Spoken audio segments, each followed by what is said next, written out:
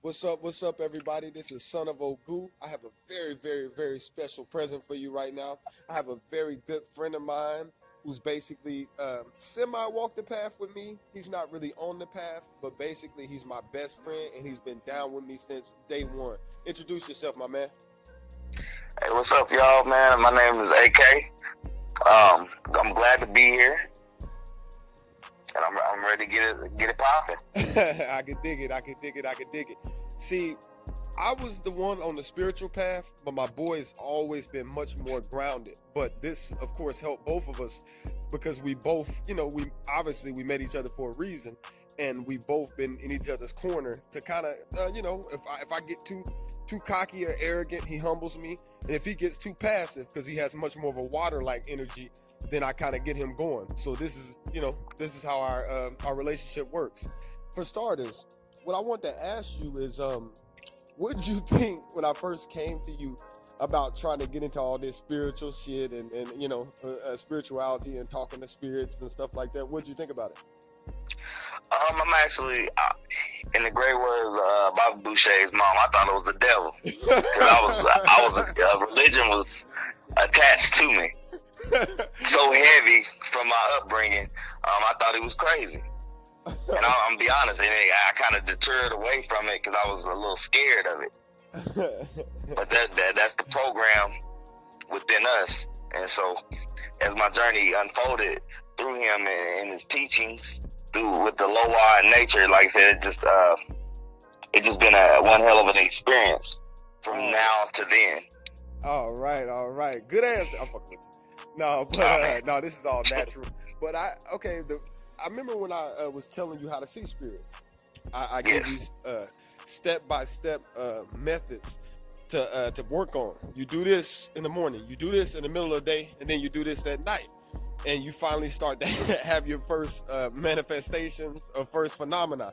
Break that down for me. I mean, I know you were working with Mephisetal, the kind of watery woman spirit, but just go into that, and then I'm a little bit about Azazel, and just what was that like when the first time they manifested before you in the darkness? When they did it, once again, just being attached to religion, I was scared of it. I even worked with a spirit after Necromonicon. It was a few of them. A Boone, just a few, and the few that I did work, they manifested, and it happened, but it didn't happen how I wanted it to, and it didn't happen in a timely manner. And that's when I realized it was something greater than my understanding, which I really didn't know. But like I said, when it manifested and it happened, that's what made me a believer of this stuff works. This is life changing. And everything that I used to know, like I said, I just said, man, I had to just reevaluate myself and my perceptions based on what it is, especially with Mephisetal. Exactly, because I remember I called this dude. I'm like, okay, are you seeing the spirit? He's like, holy shit. She just appeared before me in the bathroom, and I could see her. She's dancing. What do I say to her? So that was a crazy experience. So we were fucking around with the Necromonicon, and we were trying to get money. my boy, he's always had a what do you call that? A better focus than I did. So go into what happened. What do you call that night? Whenever you evoke not Mephisetal, I forget the name of the spirit of the Necromonicon. Excuse me, guys, but he evoked this spirit for money from the Necromonicon, which is supposed to be one of the most dangerous books. Of course, we know it's not now because we deal with the Loa. But what happened that night with Jessica? If you can go into that a little bit. Oh man, what happened that night? It had to do with candles and just sitting there and just basically seeing the visualization of what's yet to be. Like I said, I didn't know all to the extent what would happen, but it happened. And it happened. Sigil charging, yeah. Sigil charging, that's what it was. And after I did that, I mean, it instantaneously worked because the next day I got a call and she had been into a wreck. Which is see this spiritual shit. A lot of times that's why it is. I mean, you're damned if you do, you're damned if you don't. sometimes you don't have the possibility or the what do you call that, the option, or working with somebody that knows, so you got to bump your head. But I mean, once again, a lot of times ain't no telling how this shit can wind out, you know. So what was you saying? Oh yeah, when she gave me that call and she said, yeah, I got into a wreck and these guys, and I said, what about these guys? Go into more detail, because like I said, we were kind of beefing at the moment, and I was just like, man, I just can't stand her. I wish I get a sign of me leaving. And when she got to that wreck, she said, well, the guys that hit me, when she got out to check on them, she said that they looked a little possessed. I never forget that shit. That shit was funny as fuck. And it was like, it looks like they were possessed by something. And all I can think is, I was, like I said, I was a little scared. I ain't gonna lie, because like I said, the way it happened, and that's when I also realized it doesn't happen again how you want it to happen, because they do what they want. Exactly. So you just have to, and of course, those who are in the current, who have more experience, they're going to get more tailored results. But many times, the spirit will still move in mysterious ways. So what I'm going to do right now is, I have the ability to channel. I can talk to the dead. I can, immediately pick up on who I'm speaking to and their energy, and basically, tell the future, or tell you what's going on right now. So my boy's on the phone. So what I'm going to do is I'm going to take a second, and I'm going to give him pretty much 2 predictions on what's going on in his life. All right, give me a second so I can focus. I have to relax and stuff like that. All right, hold on.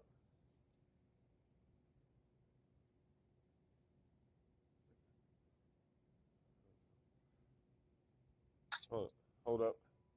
Gotta relax.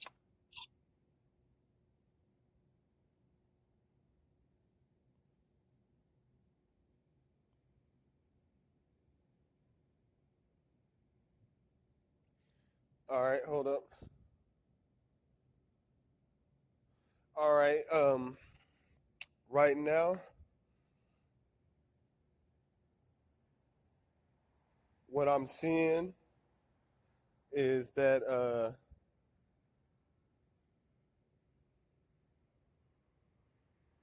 I see that I, I I see that Mally, he's been getting kind of fascinated with kind of like electronics, but computers and stuff. And he's kind of wanting to know more how to move in that, that direction, because he might be, Mally's his stepson. He might want to see if he can have a career or something. He's getting more fascinated with electronics. Is there any truth to that, or? Yes, it just and this is no cap, guys. Like just the other day, he asked for a computer, a laptop. Okay. And more so just to try to learn to create a game like Fortnite. So he's into computer programming after school. Oh, see, I didn't know this. I didn't know this neither. You ain't never told me about this, but continue on.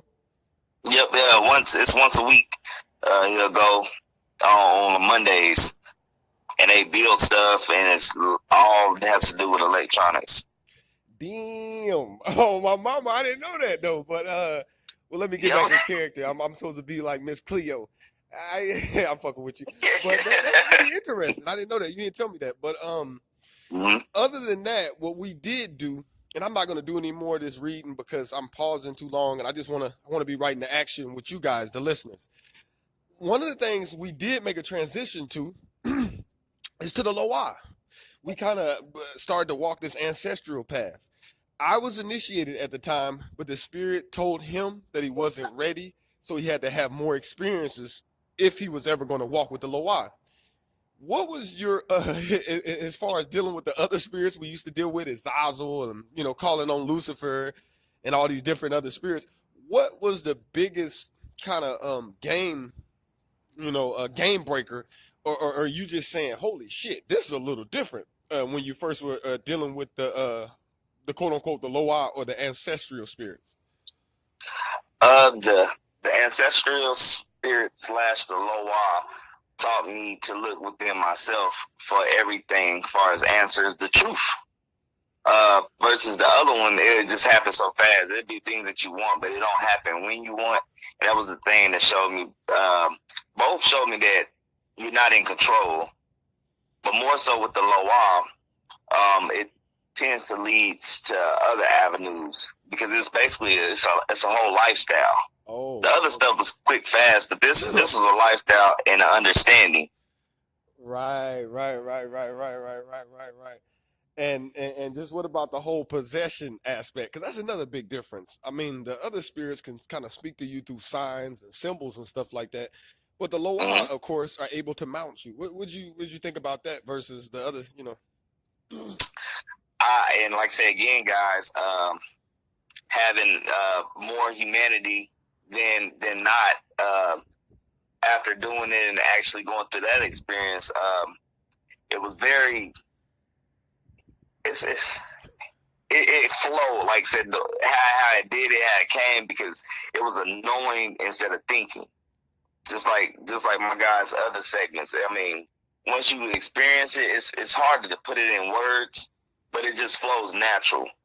When you get possessed, it's things that you either lack or it's things that you it's kind of like a pre-warning because like I said, it's already written to begin with, but you're gonna have that experience, and it might not be how you want it once again because you don't control it, but it's something that you need to do to move forward. And everything is a progression. Now you might have regressions, but in it all, it's just the experience, and that's what it showed me. And I'm telling y'all right now too, man. This brother, we didn't mess with women together. We didn't ran the streets. We didn't been locked up together. Funny thing about this guy is he's always been kind of a nonchalant, laid back, like player type dude. That just pretty laid back. But when he got into these under this spirituality, and he started talking to these spirits, he started sounding like goddamn Nostradamus and shit. This nigga started Oh breaking man, down. Yes, what happens is time consists of two realities. I'm like, what the fuck? That's how I knew something. Me personally was different. I'm like, what? I've known my boy AK my whole life, and never once. He's always. And I'm not saying it wasn't there because we all have this potential, but it kind of like opened that door for him, and he kind of stepped through it. So on the end note, what is for instance, of course, the Loa, they can teach you about anything. They've taught us about family. They've taught us about what do you call that? The concept of warfare, the concepts of warfare. They've even, I mean, we ask them anything. You ask them about dieting. I mean, as funny as it sounds, fellas, you can ask me how to grow a beard. If you book the consultation, whatever, I'll show you how to do things in a natural way to get your body in line, to get your mind in line, and also just give you a greater understanding, even if you're not meant to walk with the Loa directly, to connect you so you can start to see what do you call that, the nature in real life, and you could just learn how to have what do you call that, how to understand the experience and your purpose, and you can move forward from that point. But on the end note, what I would like to do, because he's an excellent channeler too, but in a different way, because he brings the balance to my fire. I'm Ogu, and he has, of course, Agwe. So, in the if Papa Legba would allow Agwe to come forth, I asked, of course, Agwe, if he could speak through you, what is the message that Agwe wants to bring in closing to our listeners?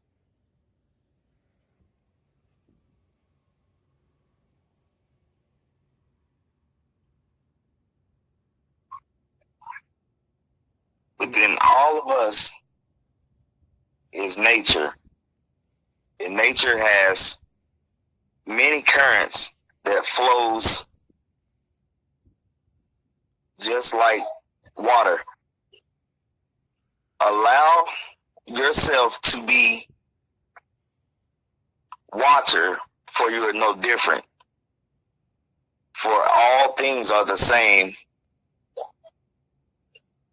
and all things have currents pertaining different aspects of events. All right. And you know what's so interesting? The way I've been learning with the Loa is they always say something, and it's always kind of cryptic, kind of scary, and then you'll later interpret it. Because what he just said right now, I'm gonna be real with you. Kind of, I got it, but I don't want to prematurely claim I got it. And a lot of times it got to sit in. But basically, I get the gist of what he's saying. But this might be something for me to meditate on, or this might pertain to somebody that's out there listening to understand just the inner workings of purpose and what is that drives us, and how our emotions are ultimately tied to our destiny, meaning what we seek and how we how we're shaping our reality is going to be ultimately tied to the final understanding of what we came here to this planet to experience. And I didn't want to get all hotep and stuff like that, but sometimes you got to get a little deeper just to get a greater meaning. But all right, my brother, I'm not hopping off the phone with you, but I'm hopping off this interview, of course. So I'm gonna close this out right now, and thank you for listening. And guys, if you need anything, you want readings, like I said, you need help with marriage. If you need help with martial arts, come holler at me. Son of Ogu, I'm going to fight for you. I'm going to be in your corner. All right, holler at me.